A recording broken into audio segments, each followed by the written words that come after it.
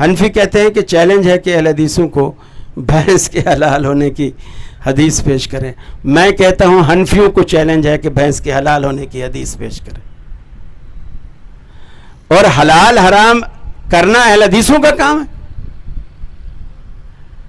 اگر دیکھیے عقل کی بات، عقل دیکھو ان لوگوں کی، ورنہ تو کہتے ہیں نا کہ عقل سر کی بجائے گھٹنے میں ہو تو آدمی پاگل ہوتا ہے، لیکن گھٹنے میں بھی تو ہونا ہے، تو گھٹنے میں بھی نظر نہیں آ رہی.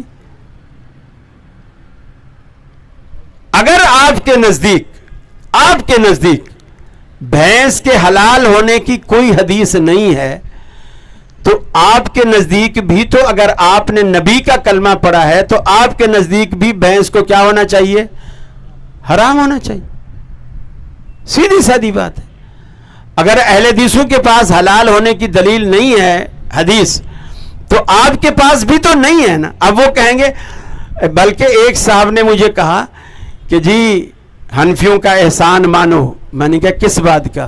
کہ اس نے آپ کو بھینس کا دودھ بھی پلا دیا، گوشت بھی کھلا دیا. میں نے کہا کس نے؟ بولے امام ابو حنیفہ نے. میں نے کہا اسے حلال اور حرام کا اختیار تھا. ایک چیز کو اللہ نے حلال نہیں کیا تو ابو حنیفہ حلال کر سکتے ہیں. کتے کو کہہ دے حلال ہے تو کتا حلال ہو جائے گا. اب آپ آئیے، ان کے پاس دلیل نہیں ہے، ہمارے پاس ہے.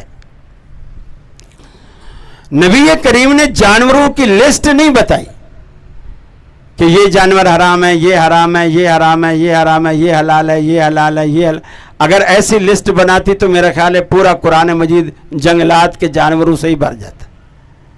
آپ نے یہ لسٹ نہیں بتائی، آپ نے فارمولے بتائے.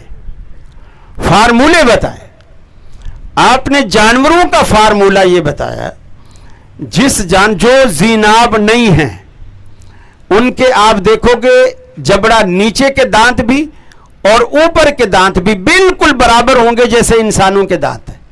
بھینس کے، گائے کے، اب آپ بولو گے گدھے کے بھی برابر ہیں، گدھے کے برابر ہیں. لیکن اللہ کے رسول نے گدھے کا نام لے کر اسے حرام کیا. اگر اس فارمولے سے ہٹ کر کوئی چیز آ رہی تھی، یعنی وہ جانور حرام ہے لیکن حلال فارمولے میں آ رہا تھا، تو آپ نے نام لے کر اسے حرام کر دیا.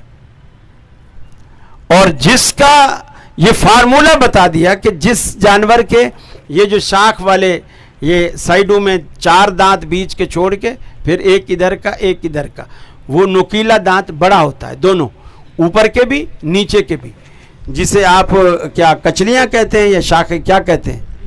ہاں کچلی کہتے ہیں.